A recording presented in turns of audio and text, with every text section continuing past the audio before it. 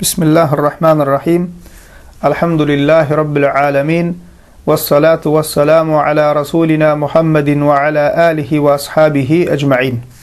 Hormatly musulman doganlar, bugünkü hadis dersimizde Peygamberimiz Muhammed sallallahu aleyhi ve sellemin mübarek hadislerinden birini yatlap geçeriz. Bu hadiste Peygamberimiz sallallahu aleyhi ve sellem bize ümmetine mühim bir zady haber beriyor. Bu mesele musulman doganlar şeýle bir mühim dinin aslı we esasy bolup dur bu mesele. Bu mesele musulman doganlar şeýle bir mühim ehli peygamberlerin uğradylmaklygynyň asl sebebi we ehli peygamberlerin ümmetlerine öwreden birinji meselesi bolup dur. Bu musulman doganlar şeýle bir mühim mesele Allah Taala ehli kitaplar uğratmagynyň sebebi ve uğradan kitaplarının asıl insanlara düşünüryen meselesi şu mesele bolup dur. Ve bu mesele musulman doganlar şeýle bir mühim mesele, özüne men musulman diýen her bir kişiniň gowy bilmeli we düşünmeli meselesi. Bu hadis musulman doganlar Sahih Buhari ve Muslim hadis kitaplarına geçýär. Sahaba Muaz ibn Cebel radıyallahu anh şeýle diýär: Kuntu radifan Nabiy sallallahu aleyhi ve sellem ala himar. فقال لي يا معاذ أتدري ما حق الله على العباد وما حق العباد على الله قلت الله ورسوله أعلم قال حق الله على العباد أن يعبدوه ولا يشركوا به شيئا وحق العباد على الله أن لا يعذب من لا يشركوا به شيئا. Sahaba Muaz ibn Cebel radıyallahu anh diye Peygamberimiz Muhammed sallallahu aleyhi ve sellem bilen eşekli baryadık diye. Şonda Peygamberimiz sallallahu aleyhi ve sellem bana yüzlenip şeýle diýdi diye: Ey Muaz diye. Allah Teala'nın bennelerinin üstündeki hakkı nemedir bilýärmiň? Ve bennelerin Allah Teala'nın katındaki hakkı nemedir bilýärmiň diýip sorady diye. Onda Muaz radıyallahu anh diye men diýdim diye Allah ve Resuluhu a'lem. Allah ve Resuluhu has gowy bilýänler diýdim diye. Onda Peygamber sallallahu aleyhi ve sellem aýdýar: Hakkullahi alel ibad en ya'buduhu ve la yüşrikû bihi şey'e. Allah Teala'nın bennelerinin üstündeki, bennelerinin boynundaki hakkı Allah Teala ibadet etmekleri ve Allah Teala hiçbir zady şärik koşmazlıkları diye. Ve hakkul ibadi alallah en la yu'azzibe men la yüşriku bihi şey'e. Ve bennelerin Allah Teala'nın katındaki hakkı Allah Teala'nın özüne şärik koşmadık kullarına, bennelerine azap vermezligi diye.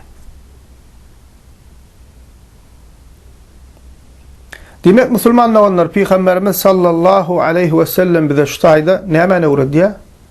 Bizi yaradan Rabbimizin, bizim rızkımızı beren, bizim elimizi beren, gözümüzü beren, onu kısımımızı bizi yoktan bar eden, bize şu nimetler beren, bizi şu dünyanı yaradan ve şu dünyadaki nimetleri yaradan bizim eyyamiz Allah Teala. Bizi yoktan bar eden Allah Teala. Bizim rızkımızı beren Allah Teala. Öldürýän, dirildiýän Allah Teala. Merhametli bolan Rabbimiz bizim rızkımızı berip dur. Allah Teala'nın Rabbimizin bizim üstümüzde bir hakkı var. Bizim boynumuzda bir hakkı var. İngul hak musulman doganlar. Şuun kunna kavir adamlara diýsen ingul hak näme diýsen bilmeýär. Kul hakkı diýmek mümkin ya bir zat diýmek mümkin. Emma ingul hak näme musulman doganlar? Ingul hak Allah Teala'nın bizim Rabbimizin eýämizin bizim boynumuzda goýan hakkı. Bizim boynumuzun borcu. Nüşi Peygamberimiz Muhammed sallallahu aleyhi ve sellemin Muaz radıyallahu anh'a soranı biz özümüze soralım. Allah Teala'nın bennelerinin üstündeki hak näme? Biz bilýäsmi şonu? Ona Peygamber sallallahu aleyhi ve sellem açıklap aýdýar şonu Muaz radıyallahu anh Allah ve Resuluhu a'lem diýenden soň Allah Teala'nın bendelerinin boynuna, bendelerinin üstüne haki, bendelerinin Allah Teala'ya ibadet etmekleri, yeke özünü, yeke tek Allah Teala'ya ibadet etmekleri ve Allah Teala hiç bir zatı şerik koşmazlıkları diye. Bu bizim hem Allah Teala'nın katında nememiz bareken, bir hakkımız bareken, ol hem neme diye Allah Teala'nın özüne şerik koşman, ibadet eden bennelerine azap vermezliği diye. Ebedi cehennemde koymazlığı. Demek ne bakın Müslümanlar onlar boynumuzun borcu. Her bir insanın, her bir Müslümanın birinci bilmeli zat Rabbini tanap, Allah Teala'nı birlep, tevhid bilen Allah Teala'ya ibadet etmekliği. Birinci bilmeli meselemiz şol bizim. Başka halallardan, başka haramlardan, başka zatlardan ön, asıl ve esas ilki şunu bilmeli. Şuna koy düşünmeli. Yani ne diyes bu? Tevhid diyes. Ahli peygamberlerin ümmetini birinci çağıran zadi. Allah Teala'nın oradan kitaplarının asıl mazmunu. Peygamberlerle kavimlerinin arasındaki asıl dava ne hemen üstüne bir Allah'a ibadetin, bir Allah'a kulluğun üstüne. Şirkin üstüne. Peygamber sallallahu aleyhi ve sellem açana peygamber olup geldi. Mekke müşriklerle ne hemen üstüne Mekke müşrikler peygamberimizle ne hemen üstüne dava edip başladılar. Kabe'nin taşında doğruların butlarının üstüne Allah Teala koşan şirklerin üstüne dava başladı. İlki bilen dava, esas dava şunun üstüne gidiyordu. Birinci mesele şoldu. İkinci mesele tevhiddi. Yoksa Peygamber sallallahu aleyhi ve sellem başka zatlara maydip biler de olur. İlki bilen tevhidi düşünürdü. Çünkü şol mesele düzelmeli. Dinin aslı ve esası. Bir bina kurulana ilki asıl kurul ya da fundament. Şol bolmasa bina neyse ovadan bolanının hayrı yok. Şol bolmasa yani Allah bar diyeninden hayrı yok. Tevhid bolmalı. Yani Allah Teala'nı birlemeli. Ve şu tevhid mesela Müslüman doğanlar bizim yaratılmaklığımızın, cinlerin ve insanların yaratılmaklığının sebebi. Dünyada bar bolmaklığımızın birinci maksadımız Allah Teala ibadet etmek. Yani tevhid. Allah Teala şerik koşman ibadet etmek. Bizim dünyada bar olmaklığımızın birinci maksat Müslüman doğanlar yemek değil, içmek değil, giymek değil, köpelmek değil. Asıl ve esası maksat Allah Teala'nın bizi yaratmağının ve dünyada bar etmeğinin birinci sebebi maksadı ne ama yaşayışımızın maksadı Allah Teala'ya şerik koşman, ibadet etmek, bennelik etmek, kulluk etmek. Allah Teala Kur'an-ı Kerim'de Zariyat surasının 56. ayetinde ne diyor? وَمَا خَلَقْتُ الْجِنَّ وَالْاِنْسَ اِلَّا لِيَعْبُدُونَ Men cinleri ve insanları dine bana ibadet etsinler deyip yarattım diye. Demek ey Müslüman, sen dünyada bar olmakluktan yaşayışından maksat neyme değillerine Müslümanın cevabı neyme olmalı? Bir Allah Teala'ya kulluk etmek, ibadet etmek. Şerik koşman ibadet etmek. Haçan ibadet olayan Müslümanlar onlar, haçan tevhid bilen Allah Teala'ya ibadet etsen, şonuna ibadet değil ya. Tevhid neyme? Bir Allah'a şerik koşman ibadet etmek. Ama Allah Teala ibadet ettiğini kaptalından şirk olsa, küfür olsa, o ibadet olmaya, bari puç olacak. Goya Hristiyanların kıyalık. Çünkü Hristiyanlar özyanlarının bir yaratıcı ibadet ediyet diyeler. Hava kafirler hatta neyme durumşa çıkman ayarları, ya olmasa erkekler öylenmen, özlerin ibadeti bağışlayas deyip neyme manah bolup, dağlarda ya bir ayrı ibadetxanalarda, kiliselerde şol yerde yaşap öz ömrümü yaratıcıya bağışladım deyip şeydik geçiriyorlar. Ama peyda var mı şulara Müslümanların hiç zerre yalak peyda yok. Edil teyaretsiz kılınan namazın hiçbir peydası bolmayışı yalak, kabul bolmayışı yalak, tevhidsiz ibadette de hayrı yok.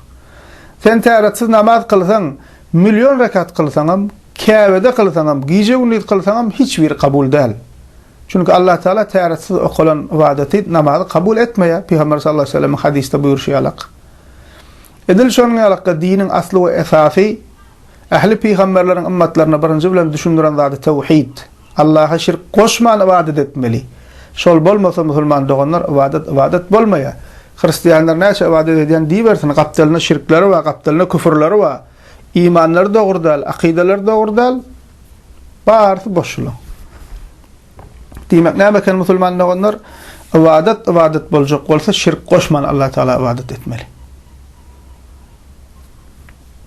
Ve yine de Allah Teala Kur'an-ı Kerim'de diye Nahl suresinin 36. ayetinde وَلَقَدْ بَعَثْنَا ف۪ي كُلِّ اُمَّةٍ رَسُولًا اَنْ اِعْبُدُ اللّٰهَ وَاجْتَنِبُ الطَّاغُوتِ. Kasam olsun diye Allah Teala kasam içip aydiye. Kasam olsun diye her ümmete bir Allah'a ibadet edin o tağutlardan, yasama hudaylardan, yasama ilahlardan kaçın deyip diye buyruk bilen, kaçın diyen buyruk bilen her ümmete bir Resul, bir ilçi, bir peygamber uğrattık diye. Demek şundan öğrendik, her ümmete, her halka bir peygamber geliptir. Ve gelen her peygamberin birinci insanları düşündüren zadı neyme bolupdur musulmanlar onlar? En i'budullah ve iştenibut tağut. Bir Allah'a ibadet edin ve tağutlardan, yasama ilahlardan, yasama hudaylardan kaçın, uzak durun, şirk koşman demek olupdur. Yani ne derecede mühim zat musulmanlar onlar şuna düşünüp biliyorsunuz? Peygamber, Allah Teala'nın sayılan benneleri, en hayırlı benneleri, en üstün benneleri, birincisinden ta sonki Muhammed sallallahu aleyhi ve sellem çenni, neyse peygamber gelip geçen bolsa, hemmesi birinci bilen insanlara ne deyiptir? Allah'a ibadet edin, bir Allah'a ibadet edin, Allah'ını birleyin ve Allah Teala şerik koşman. Birinci bilen şunu düşünürüptür, son kalan meseleleri düşünürüptür. Çünkü bu asıl ve esas. Bu bolmasa kalan zatlan hayrı yok. Yine de Allah Teala Kur'an-ı Kerim'de aydiye ahli peygamberlerin şeyle diyenliğine haber veriyor Allah Teala. وَاَعْبُدُ اللّٰهَ وَلَا تُشْرِكُوا بِهِ شَيْئًا. Bir Allah'a ibadet edin ve Allah Teala hiçbir daha şerik koşman diyenliklerini haber veriyor. Nisa suresi 36. ayetinde. Ve yine de Allah Teala aydiye Müslüman doğanlar İsra suresinin 23. ayetinde وَقَضَى رَبُّكَ أَلَّا تَعْبُدُوا إِلَّا إِيَّهِ وَبِالْوَالِدَيْنِ إِحْسَانًا. Allah Teala Rabbun diye ne buyurdu diye? Yeki özüne ibadet etmeyinizi buyurdu diye. Ve ene atağınıza qow qaramaklığınızı, yaxşı qaramaklığınızı, qow seyretmeklığınızı buyurdu diye. Hoştayda Müslüman doğanlar bellik hükümünde tevhidden son Allah Teala'nın en mühim buyruklarının biri ene atağı qow seyretmek. Ene atağına qow qaramak. Ene atağın yüzüne dik olup seyretmeli değil. Ene atağının sesini katıldıp guruluşmeli değil. İyiyen zadın in qowsunu ene atağına iyidirmeli. Geyyen zadın in qowsunu ene atağına geydirmeli. Yaşayan öyün in qowsununa, in qow yerine öyün ene atağını yaşatmalı. Elinden gelen zadın mümkünçülüklerin in qowsunu birinci bilen ene atağına vermeli. Sen ve malın mülkün ene atağınqı. Sen dünya gelmekliğine sebep bolunç olur. Yeri gelen iman idiren, geyman geydiren. Belki kâva hassa olansın neyme giyceler yatan derler. Sen yaraman bir yerin ağrın olursa oluşun o nesi öz ennamına duyya şunu.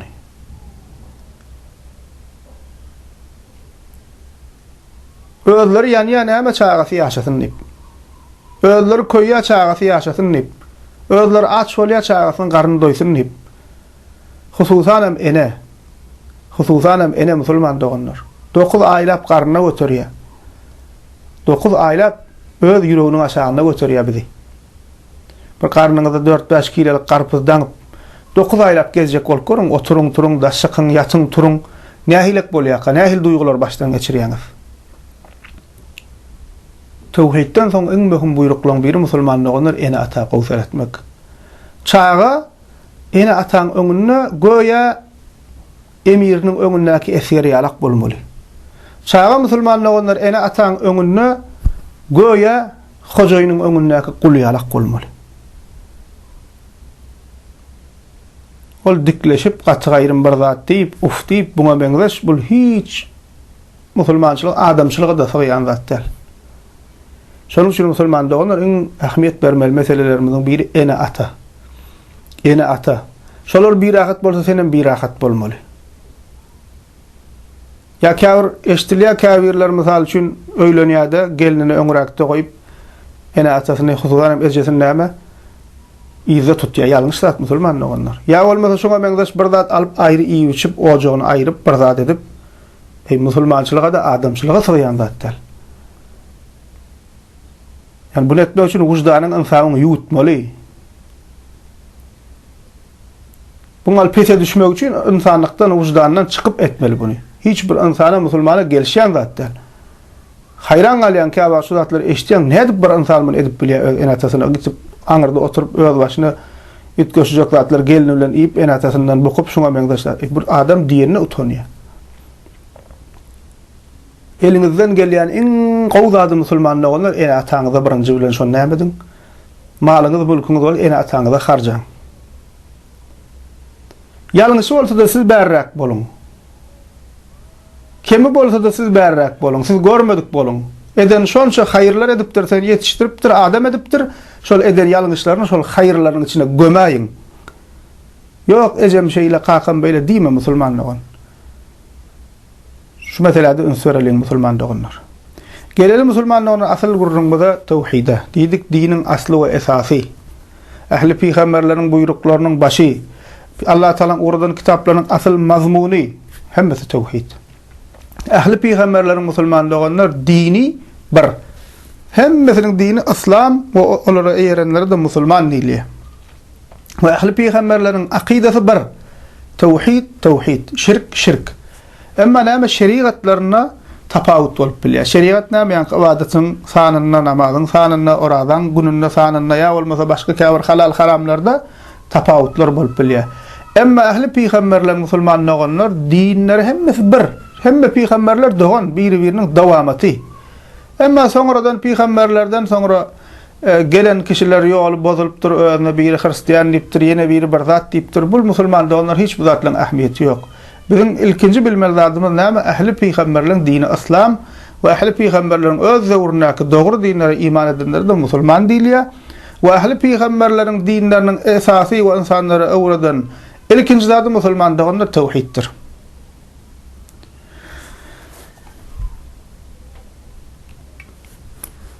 Şu yerden belli bolýar ki musulman dogrylar biz tevhide ähmiýet bermeli. La ilahe illallah sözünü gowy öwrenmeli. Muhammedur Rasulullah sözünü gowy öwrenmeli. Şuna gowy düşünmeli. Näme üçin şunu kunna käbir kişiler namaza başlaya, taşlaya. Ya bolmasa şuna benzeş ýalňyş ýollara girýär. Näme üçin? Tevhide düşünmeýänligi üçin. Ya bolmasa biri gapdalynan bol lysa ibadetin edäjek. Bolmasa da ýeköz galsa ibadet etmeýär. Näme üçin?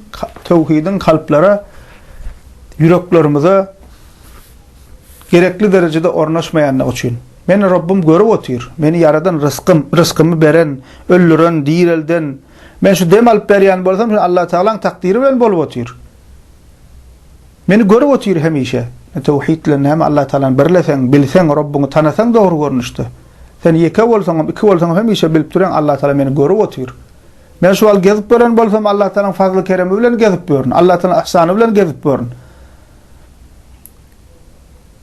Tevhide düşünen adam şu zatlaryň farkynda bolýar.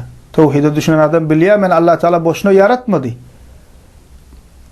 Men ýöne iyi içip gezip ýatyp durmak üçin yaratmady. Allah Taala özüne wada üçin yaratdy diýen näme? Düşünjesi anancı bolýar. Şoň üçin musulmanlar tevhide düşünmeli. Näme üçin şunu köp kişiler tevhide ters zatlar edýärler? Kabra gidip sığınýar, ölüden bir zat dileýär, palça gidýär. Doğa etjek diýip jada gidýärler, jada alyp maşgalary ýykýarlar. Näme üçin bolýar musulmanlar onlar şu zatlar? Tevhide düşünmeýänler üçin. Diýmek näme musulmanlar şu mesele näçe aýtsam az, näçe gaýtalap dursam az, çağalamyzda ýakynlarymyzda şu meseleni ýatladyp durmaly. Ýene de şu ýerde belli hökümine käbir bidgatçy ahunlar näme diýär? Ay näme diýär musulmanlara ýöne tevhide öwredip dursaňyz la ilahe illallah Muhammed bilmeýärmi näme musulman on diýär. Musulmana öwretmek näme gerek? Musulman şeýle-de tevhidli bolýar diýip aýdýar. Dogry. Kur'an we sünnete göre musulman bolsak, musulman tevhidli bolmaly. Allah we Rasulüniň buyruşy ýalakda musulman bolsak, dogry gurrun. Musulman tevhidli bolmaly, şirk goşmaly däl. Emma sorag, Allah we Rasulüniň buyruşy ýalakda musulman bolup bilýäsmi biziň hemmemiz? Ýa-da ýüzde näçemiz şo hil bolup bilýäs? Dürst bolup şu soraga jogap berelim. Ýüzde näçemizin akidesi, inancı Kur'an we sünnete laýyk gelýär. Allah we Rasulüniň buyrugyna öwredene laýyk gelýär. Ýaşaýyşymyz şoňa laýyk gelýär. Eger bu insanlar bu bidgatçylaryň diýişi alaqqa tevhid öwretmejek bolsak, imana aytmajak bolsak, düşündirmejek bolsak, goya olan diýişine göre näme halk düşünýärmiş, aytmaly dämiş bunu. Tevhide düşünýän halkyň hemmesdel bir bölegi içimizde inanýanlar we palça gitmeýär. Tevhide düşünýän adam gidip çağan bolmady ya bir zat diýip ya okyjak bolsa ya başyna bir kynçylyk gelse kabra çokunmaýar, kabra gidip ýalbarmaýar, welilere, pirlere ýalbarmaýar, bolmady ýetiş ya pirim bir zat diýmeýär. Tevhide düşünýän adam arymlara inanmaýar. Tevhide düşünýän musulman gidip kapsyna sank nal geçin şahy ýertik kaloş alaja bu zatlar asmaýar. Tevhide düşünýän musulman jaduya gitmeýär, emma şuny kulna aýallaryň içinde köp bar jaduya gidýärler, doga alýasyn bolýarlar, onuň adyna doga goýupdyrlar, doga diýilmeýär, jady diýilýär. Jady etdirýärler, maşgala ýykýarlar, ölümine we hassa bolmaklygyna sebäp bolýarlar insanyň.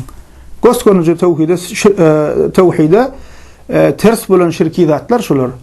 Jaduya gitmek, kabra çokunmak, arymlara inanmak, ýanky alakka sank şoňa meňdeşler asyp görmek, garaskoplara inanmak, bir näçe kişi şuny inanýar garaskopa. Bu sana oturmaly. O şu zat nerede bolup otyr? Biziň içimizde bolup otyr. Bir benne gabat geldim, jusyna ikona götürüp ber. Ikona Hristiýanyň ikonasy. Şolaň näme öz ýanyna näme ruhani diýip inanýan adamlaryň gorasyny diýip ýanyna götürýärler, suraty var, şonu jusyna götürüp ber, gapçygynda. Musulmanlar bu näme? Musulman diýär özüne. Aýdýa bir berdi diýär, zıngmaga gorkdum diýär, zıngsan başyma bir zat geler öýtdim diýär. Gözüne onu aldım, ýertip zıng goýurdum. Musulman bu zatlara inanmaly däl. Musulman akidesyny inancını bilmeýänligi üçin şu zatlara inanyp ýördi. Tevhid düşündirmeýänligi üçin şu zatlara inanyp ýör. Tevhidi bilse şoňa inanjakmy? Başga da kan musulman onu 30-40 ýaşynda has onun ulrak ýaşda agtyklyk çowluklyk kelime-i tevhidi bilmeýär. Kelimesini çewirip bilmeýär. La ilahe illallah Muhammedur Rasulullah aýt diýsen aýdyp bilmeýär. O mani taýdan bilýär, gurrun ýok musulman benne. Allah bir diýär Muhammed sallallahu aleyhi ve sellem peýgamber. Emma şu sözi bilmeýär. Aýpdämi bir musulman üçin 40-50 ýaşap agtyk çowlukly bolup La ilahe illallah Muhammedur Rasulullah bilmän durşy. Diniň asly we esasy iň bir kiçik ýaşdan bilmelidir, bilmän durşy aýpdämi? Kemçilikdämi? Biz aýtmalym, şunu öwretmälimi? Ýok, bu musulmanlar tevhidi bilýär, dikkezi bermelimi? Nikah iljak bolan näçedek şaýat boldum. Nikah ýan kişi gyýda oglana täzen bir kelimeňiz şowraýyn diýdi. Bilen ok, ýazyp kagyzy öňüne goýýar, zordan okýar. Özür bilen ok, mazmunyny ýerden bilsin. Ve şuna meňdeşler känme musulman doganlar. Tevhide düşünse biziň içimizde bir sürü bid'atçylar ýanky sektalar bar, evangelistler var, ondan Hristiýanyň başga sektalar var, baptistler var, Yegowalar var. Şul adamlar käbir ýerlerde ýaýraýar. Türkmenistanda da bar, Türkmen sahrada da bar. İncil okumaly bir zat etmeli diýip. Öňe musulman ýa eline İncil berseler alqaýdypdyr. Ýa eline bir kitap berse alqaýdypdyr. Akidasyny bilýän, tevhide düşünýän musulman inanarmy şulara? Şulaň eline berýän kitabyny alarmy? Biz näme üçin bunça giden aýby göremzok? Näme diýär aý musulmanlara tevhid öwretmek gerekkenlik gurlar? Bu bid'atçylar üçin diýen. Musulman şeýlede tevhidli dogry, musulman Kur'an we sünnete göre bolmalysy ýalak bolsak tevhidli bolmaly. Ýöne bolmalysy ýalakmy biz? Bolmalysy ýalak musulmanmy biz? Akidamyz bolmalysy ýalakmy? Käbir insanyň hemmesi üçin diýemek.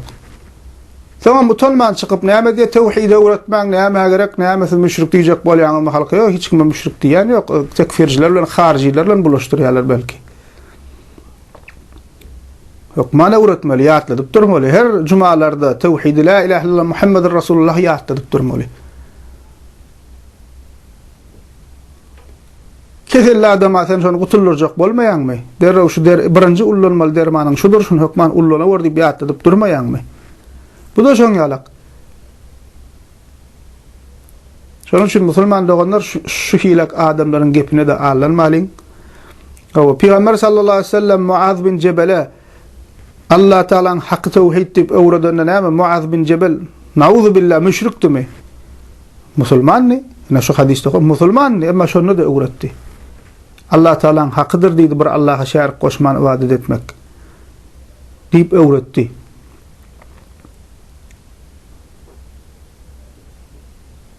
Bunça ayet ve hadisler ba tevhid barda näme bular musulman okumaly dämi? Musulman tevhide düşünýär diýip ona biz gurrun bermälim bular musulmanlara. Aýtmalym bu hadisler gömeliňmi? Ha? Ne musulman olanlar bid'atçı diýenmiz şondan ummata beriýän ziyany, kafirin berýän ziyanyndan beter, kafir geldi açyk sana düşmanlyk edýär. Bular özüne ahul pir bir zat diýip şey diýip ýalňyş düşünjeler ýaýradýarlar musulmanlar. Utanman soňam bir zat diýip näme diýdiňler atdak goýup berýär sana. Şonuň üçin musulman olanlar tevhide qaim bolalım, imanymyza qaim bolalım, akidamyza qaim bolalım. Bilenmizden, başaranmızdan şu meselen öwrenelin, çağacıklarımıza birinci öwredelin. La ilahe illallah Muhammedur Resulullah diýmän öwredelin kiçiklikden. Kimin ahirki sözü şu dünýäde la ilahe illallah bolsa Muhammedur Resulullah bolsa diýip Peygamber sallallahu aleyhi ve sellem cennete gider diýe. Ulularymyza, kiçilerimize öwredelin şu sözü. Näme üçin 5 wagtyna azanna günne gaýtalanıp dur. Eşhedü en la ilahe illallah, eşhedü enne Muhammedur Resulullah 5 wagtyna gaýtalanıp dur. Şu ýanglanıp dur musulmanlaryň ýurtlaryna. Allahu ekber. Tevhid taşylar. Musulmana 5 wagtyna ýatladyp dur şu meta ýatla diýe. Allah beýikdir, Allah beýikdir, Allah beýikdir. Eşhedü en la ilahe illallah, eşhedü enne Muhammedur Resulullah. Allah Taala'dan başga hak ilah ýokdur. Muhammed sallallahu aleyhi ve sellem onuň resuludur. Meger tevhid aýdylmaly däl bolsa näme biz azanna günne 5 wagtyna şo bir zat aýdyp goýup durýar. Tevhidin ähmiýeti. Tevhidin ähmiýeti. Peygamber sallallahu aleyhi ve sellem her hutbesinde, her gurrunun başyna Allah Taala şena aýdyp kelime-i tevhid getirip başlar eken. Şonuň üçin musulman doganlar gaýrat edeliň. Hawa näme? İnsanlar iýmek içmekden beter şu ilma, şu wagz nasihatlara mätäç. Hokman suratda ýadamalyň, ýaltanmalyň, başaranmyzdan, bilenmizden şu zatlar dinläliň we bilmeýänlere ýetirmek üçin gaýrat edeliň. Elhamdülillahi rabbil alamin.